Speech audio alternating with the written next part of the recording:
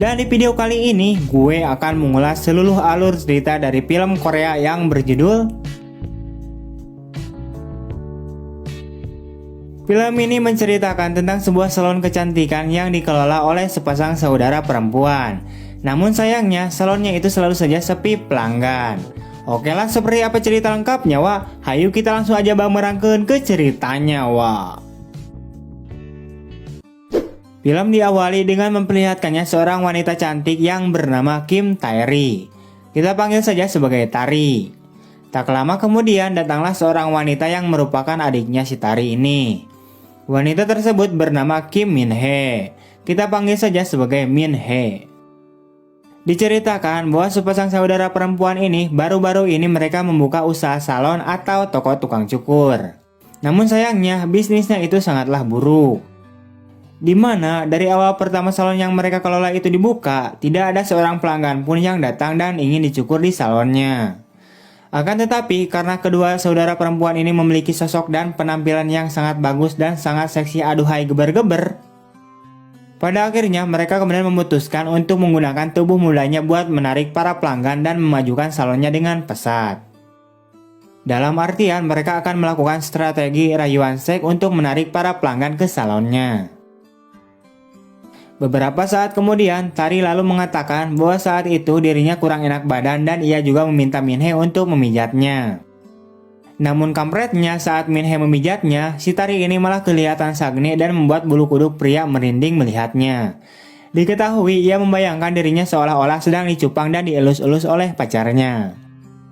Sementara itu, Min-hee yang melihat hal tersebut, ia pun merasa aneh dengan kakaknya itu. Tak lama Tari lalu mengatakan bahwa pijatan si Min-hee sangatlah enak. Setelah selesai memijat kakaknya itu, Min-hee kemudian menemui pacarnya. Pacarnya ini bernama Jin-ho.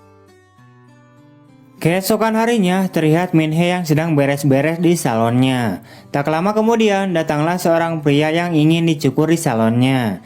Namun saat ia membuka kupluknya, ternyata kepala si pria itu sudah botak. Singkatnya, Min-hee lalu memberikan servis plus-plus kepada si pria tersebut. Setelah selesai, Min-hee lalu mengatakan kepada si botak itu, "Bagaimana? Enak rasanya kan?" Beralih ke sini yang lain, terlihat Tari yang sedang berada di suatu tempat nongkrong. Namun tiba-tiba saja dia ditelepon oleh si Min-hee. Di sini, Min-hee mengatakan kepada Tari bahwa saat ini banyak sekali pelanggan pria yang datang ke salon. Rupanya strategi rayuan seks itu berhasil dan bisnisnya akan segera berjalan dengan baik. Mendengar kabar baik itu dari adiknya, Tari pun terlihat senang dan bergegas untuk pergi ke salonnya. Di salon, Min-hee bertugas untuk memotong rambut, sedangkan Tari menemani para pelanggan yang sedang mengantri. Singkatnya, mereka berdua pun kemudian melayani para pelanggannya. Setelah selesai melayani para pelanggannya, dengan senangnya Tari kemudian mengatakan kepada Min-hee bahwa penghasilan hari ini cukuplah besar, karena banyak sekali pelanggan yang datang ke salon miliknya itu.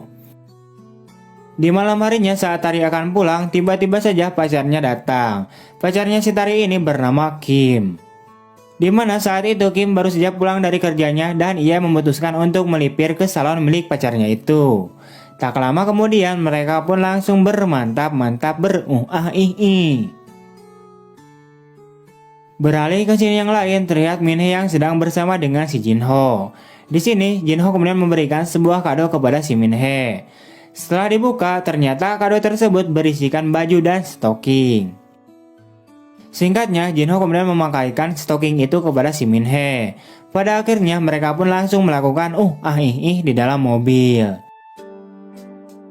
Keesokan harinya terlihat sepasang saudara perempuan ini sedang makan bersama. Dan di sini mereka sambil curhat tentang pasangan mereka masing-masing. Beralih ke sini yang lain, terlihat si Jin-ho yang sedang duduk sambil sebat santuy. Namun tiba-tiba saja dia didatangi oleh si Kim. Dan ternyata si Kim ini adalah bosnya si Jin-ho. Di sini Kim kemudian mengatakan kepada si Jin-ho bahwa ia ingin merasakan sesuatu yang beda saat melakukan Ia juga mengatakan bagaimana kalau kita tukar pasangan. Kim bersama dengan si Min-hee, sedangkan Jin-ho bersama si Tari. Mendengar hal itu, Jin-ho kemudian terkejut dan merasa keberatan. Namun setelah dipikir-pikir, pada akhirnya Jinho pun menyetujui hal tersebut. Sebab kalau ia menolaknya, pasti dia akan dipecat.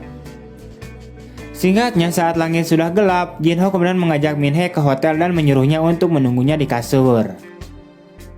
Akan tetapi saat Minhe sedang menunggunya, ternyata yang datang adalah si Kim dengan menggunakan sebuah topeng. Tak lama kemudian mereka pun langsung melakukan Di sisi lain, terlihat Jinho yang sedang mendatangi kediaman apartemennya si Tari dengan membawakan sebuah bunga. Di sini, Jinho kemudian mengeluarkan jurus rayuan mautnya sehingga membuat si Tari menjadi luluh. Tak lama kemudian mereka pun langsung melakukan Balik lagi ke hotel, setelah Minhe selesai melakukan nya, ternyata ia telah mengetahui bahwa pria tersebut bukanlah pacarnya, melainkan itu adalah si Kim, pacar kakaknya. Keesokan harinya, Kim yang ketagihan melakukan wik-wik dengan si Minhe. Ia kemudian menyuruh si Jinho untuk memutuskan hubungannya dengan si Minhe. Sementara itu, Jinho hanya bisa diam saja karena takut dirinya akan dipecat. Pada akhirnya hal itu pun membuatnya menjadi frustasi dan galau. Ia kemudian mabok ciu sendirian untuk menenangkan dirinya. Tak lama kemudian, tiba-tiba saja datanglah seorang perempuan yang menghampiri si Jinho. Perempuan tersebut kita panggil saja sebagai Ririn. Singkatnya, Jinho kemudian mengajak si Ririn untuk mabok ciu bersama, dan pada akhirnya mereka pun mabok ciu bersama. Singkat cerita, mereka berempat pun akhirnya kumpul-kumpul dan mabok ciu bersama di sebuah villa. Di sini Minhe lalu menuangkan minuman ciu untuk si Kim, dan terlihat jika si Minhe ini telah menyukai pacar kakaknya itu. Tak lama kemudian, Minhe lalu mengajak si Jinho untuk jalan-jalan sebentar ke hutan untuk mencari udara yang segar. Saat sedang berjalan-jalan, Jinho kemudian meminta kepada si Minhe agar dia menjauhi si Kim dan kembali kepadanya. Akan tetapi Minhe menolaknya dikarenakan ia terlanjur jatuh cinta dengan si Kim. Mendengar hal itu, Jinho pun semakin kesal dan langsung ngagabruk si Minhe untuk melakukan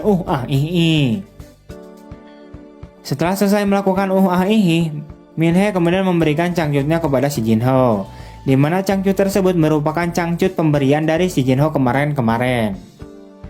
Dengan perasaan kesal, Jinho pun menerimanya dan mencium cangcut itu sambil bergegas untuk pergi. Di malam harinya terlihat mereka bertiga yang sedang minum ciu kembali. Tak lama kemudian saat si Kim sudah mabuk berat, Tari kemudian membawa si Kim untuk tidur di kamar.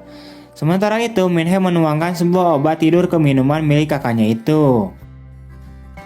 Singkatnya, setelah Tari meminumnya, ia pun langsung kojor tertidur dengan pulas. Melihat bahwa kakaknya itu sudah tidur pulas, Minhe kemudian mendatangi si Kim dan akhirnya mereka pun melakukan sampai lemas.